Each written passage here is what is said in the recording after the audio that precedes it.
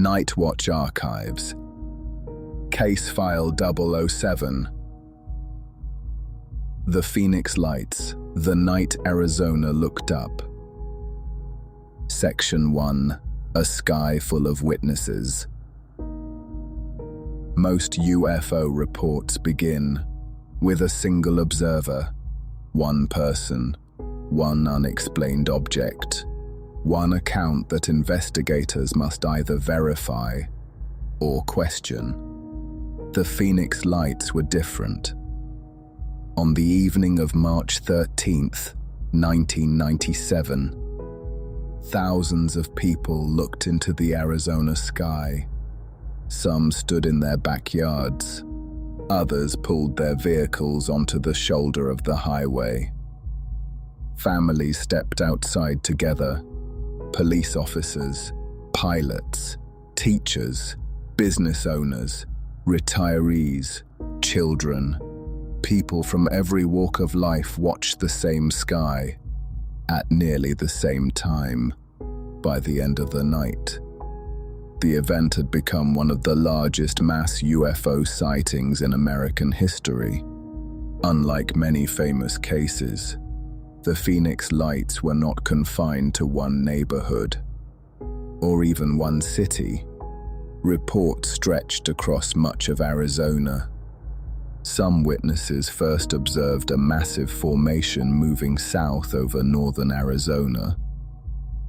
Others watched unusual lights pass silently above Phoenix. Still others reported stationary lights hovering in the distance later that evening. Those details would become critically important, because investigators would eventually conclude that the events of March 13th may not have involved one phenomenon, but two. That distinction remains one of the central questions surrounding the case. For many witnesses, the first sighting was unforgettable. They described an enormous V-shaped formation moving slowly across the night sky. Not darting, not accelerating, simply advancing with remarkable steadiness. The individual lights maintained precise spacing. Many observers believed they belonged to a single massive object because no stars were visible between them. Others argued they were independent aircraft flying in formation. No consensus emerged. What nearly everyone agreed upon was the silence. Witnesses repeatedly emphasized that something appearing so large should have produced sound. Instead, it crossed the Arizona sky almost silently. That silence became one of the defining characteristics of the event. Unlike fleeting light seen for only a few seconds, many witnesses observed the formation for several minutes, long enough to compare observations with family members, long enough to point toward it, long enough to remember exactly where they were decades later. The number of independent observers transformed the investigation almost immediately. This was no longer a question of whether one person had misidentified an aircraft or mistaken a planet for something extraordinary. Thousands of people had reported something unusual. The challenge shifted from establishing whether an event occurred to determining exactly what had occurred. Night Watch Archives begins there, not with theories, not with conclusions, but with the witnesses, because regardless of how the Phoenix Lights are ultimately explained, one fact remains beyond dispute. On the night of March 13th, 1997, thousands of ordinary people across Arizona independently reported observing something in the sky that they could not identify. That documented convergence is what elevated the Phoenix Lights from a local curiosity to one of the most significant mass sighting cases in modern UFO history. Tonight, We open the file, not to answer the question of what crossed the Arizona sky, but to investigate why. Nearly 30 years later, the debate has never truly ended. The first reports began arriving before sunset had fully given way to darkness. Near Henderson, Nevada, people reported unusual lights moving toward Arizona. Soon afterward, witnesses across northern Arizona began describing the same formation. It passed over Paulden, Prescott Valley, Dewey, then continued south. Each new report extended the timeline. Each new witness strengthened the record. The object, or objects, appeared to be traveling on a deliberate course across the state. Among the earliest and most credible witnesses were people accustomed to observing the sky. Pilots, police officers, military veterans, individuals who spent years identifying aircraft by sound, shape, and lighting patterns. Many later stated they had never seen anything comparable. One witness described the formation as enormous, not because it appeared bright, but because it blocked portions of the night sky. Stars visible moments before disappeared behind the advancing shape. As it passed overhead, the stars slowly reappeared behind it. That observation became one of the most frequently repeated elements of the case. Witnesses did not merely report lights. Many believed they were watching a single solid object outlined only by the lights positioned along its leading edge. Others disagreed. They argued the stars remained visible between the lights, suggesting several separate aircraft maintaining an exceptionally precise formation. That disagreement remains one of the central debates surrounding the Phoenix Lights. What everyone agreed upon was the scale. Estimates varied dramatically. Some believed the formation stretched hundreds of feet across. Others believed it extended well over a mile from wingtip to wingtip. Because no one knew its actual altitude, its true size remains impossible to calculate with certainty. Yet nearly every witness described the same overwhelming impression. Whatever crossed Arizona that night appeared far larger than any conventional aircraft they had ever observed. Its movement added another layer of mystery. The formation maintained a steady speed. It did not weave. It did not accelerate. It did not perform impossible maneuvers often associated with later UFO reports. Instead, it moved with remarkable confidence, almost as though it had no concern about being observed. Perhaps the most puzzling detail remained the silence. Large aircraft generate unmistakable sound. Even at considerable altitude, witnesses consistently reported hearing little or nothing at all.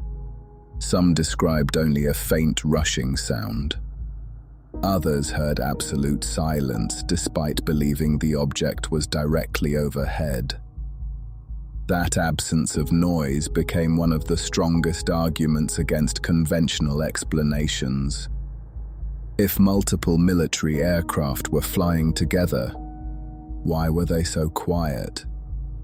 Law enforcement dispatch centers soon began receiving calls from concerned citizens. People wanted to know what they were seeing. Officers responded, but they possessed no immediate answers. The reports continued arriving from different communities, different observers, and different directions.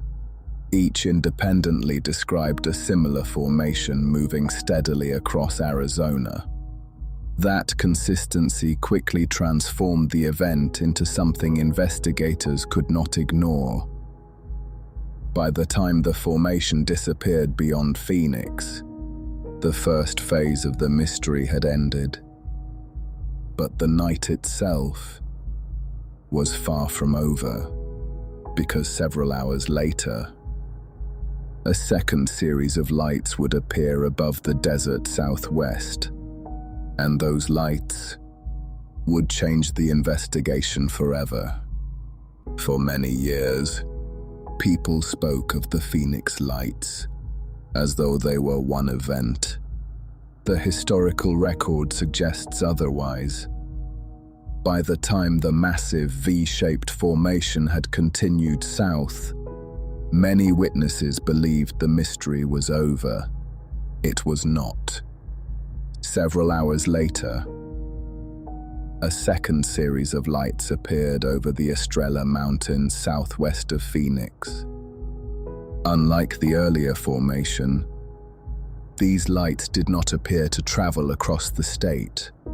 They remained suspended, nearly motionless, visible to thousands of people for an extended period. Television stations interrupted programming. News helicopters recorded the lights. Residents flooded emergency dispatch centers with calls asking the same question. What are we looking at? Unlike the first event, this second appearance was captured extensively on video. The recording showed a row of bright lights hanging above the mountains. Occasionally, one light would fade, then another, until only darkness remained. Those recordings would become some of the most analyzed UFO footage ever produced. Within days, the United States Air Force offered an explanation. The lights, officials stated, were military illumination flares dropped during a training exercise conducted by A-10 aircraft operating from Luke Air Force Base. According to military statements, the flares descended slowly beneath parachutes behind the Estrella Mountain range. As each flare burned out, it appeared to disappear one at a time. The explanation fit many aspects of the video evidence: the gradual extinguishing of the lights, their apparent stationary position, their timing. Many investigators accepted this explanation for the second event. Others did not. Some argued the lights remained visible longer than military flares normally would. Others questioned whether the timing of the exercise fully aligned with eyewitness reports. Those debates continue today. What is often overlooked is that the flare explanation addressed only the second event. It did not account for the massive V-shaped formation witnessed earlier in the evening by observers across hundreds of miles of Arizona. Even military officials distinguished between the two occurrences. The flare explanation applied to the stationary lights, not necessarily to the earlier reports moving across the state. That distinction is critical, because public discussion gradually merged the two events into one. Supporters of the military explanation pointed to the video footage. Supporters of the unidentified object hypothesis pointed to the earlier eyewitness testimony. Both were discussing different portions of the same night. That misunderstanding has fueled decades of unnecessary disagreement. Night Watch Archives separates the record accordingly. Event 1. A large formation observed traveling across Arizona by thousands of independent witnesses. Event 2. Stationary lights recorded above the Estrella Mountains later that evening. Whether those two events were related, entirely separate. or merely appeared connected because they occurred on the same night, remains unresolved. Perhaps the most remarkable aspect of March 13th, 1997, is not that explanations exist. It is that nearly 30 years later, investigators still cannot agree on whether they are explaining the same event.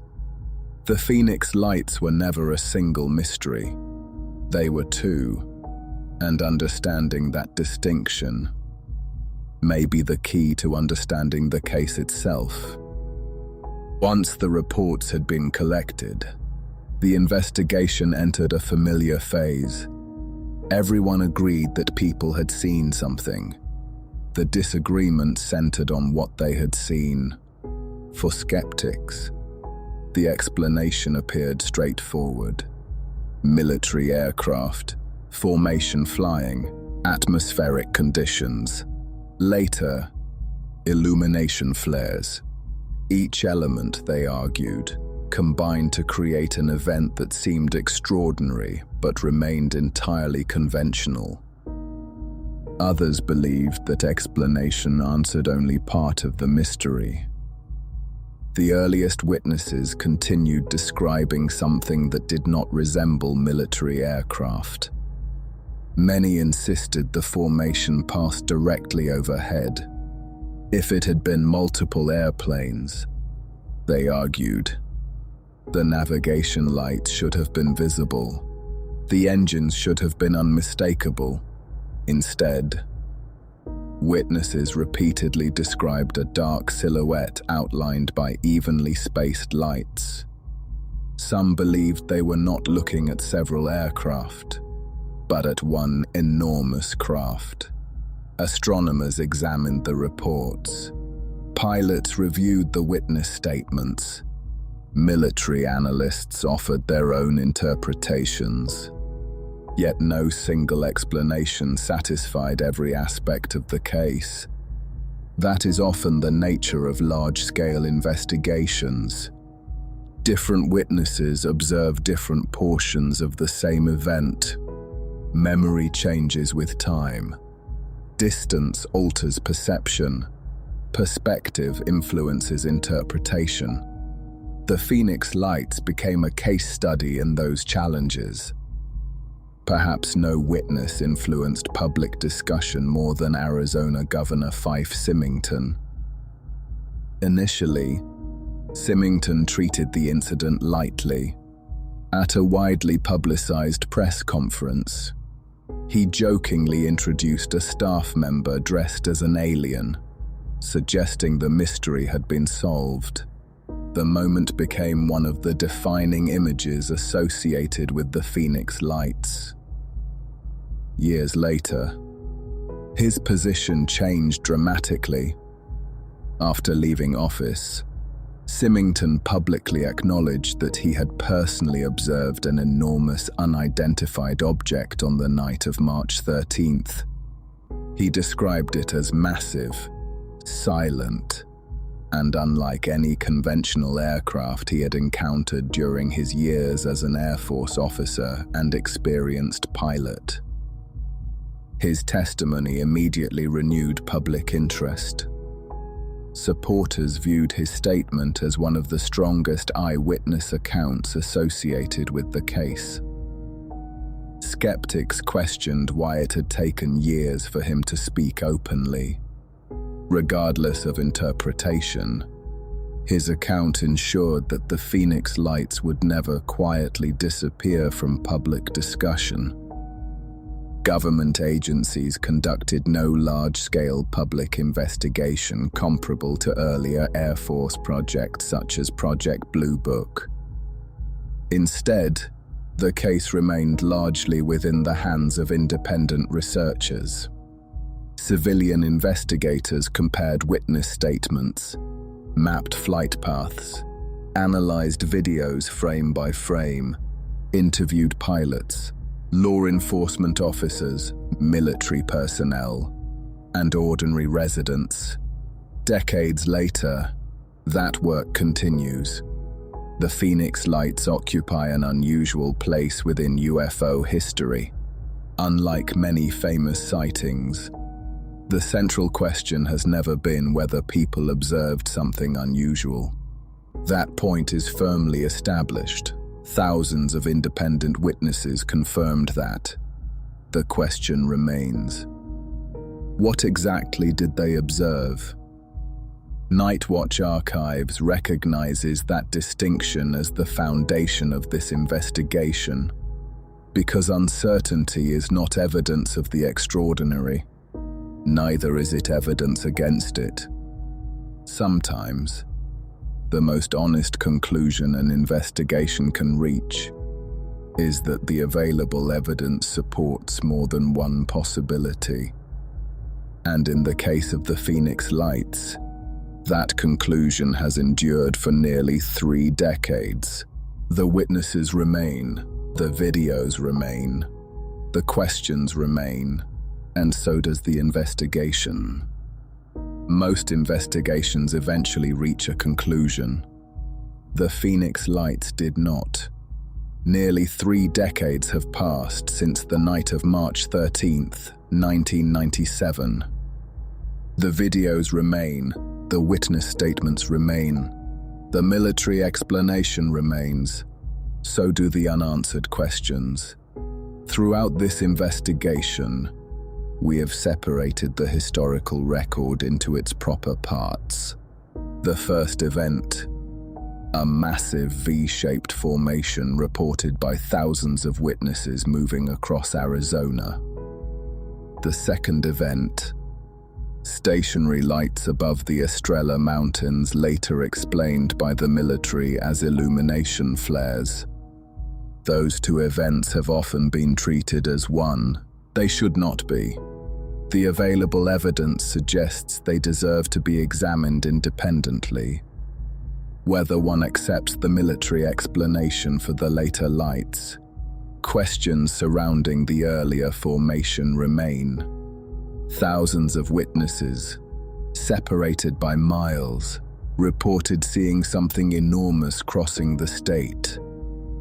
Many had no connection to one another. Many never spoke publicly beyond that single night. Their descriptions varied in detail, but remained remarkably consistent in overall impression. Large, silent, slow-moving, unlike any aircraft they had previously encountered. That consistency is why the Phoenix Lights continue occupying a unique place within modern UFO history. Unlike many famous cases, the investigation does not depend upon one witness, or one photograph, or one extraordinary claim. It rests upon the convergence of thousands of independent observations. Nightwatch Archives does not ask listeners to choose between belief and skepticism. Our responsibility is the same as it has been throughout every investigation. Preserve the record. Separate documented evidence from speculation.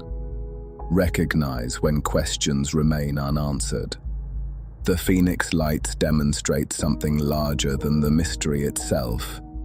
They remind us that even in the modern world, with cameras in nearly every pocket, military radar, commercial aviation, and instant global communication, events can still occur that resist immediate explanation.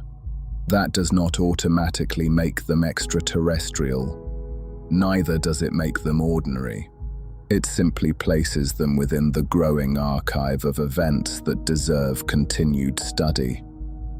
For Nightwatch Archives, this investigation closes only one file. The American Southwest contains some of the most significant UFO cases ever documented. The Belgian Wave, Stephenville, the Nimitz Encounter, the Tic Tac, the Rendlesham Forest incident overseas. Each asks different questions, each leaves different evidence. Each reminds investigators that certainty remains remarkably elusive. The Phoenix Lights remain one of the defining mass sighting cases of the modern era, not because they proved anything, but because they demonstrated something undeniable. Sometimes, thousands of ordinary people can witness the same event and still leave behind a mystery. The answers may yet exist. The evidence may someday improve. Until then, the file remains exactly where history left it. Open, waiting. Case file 007 is now closed. The truth waits in the dark.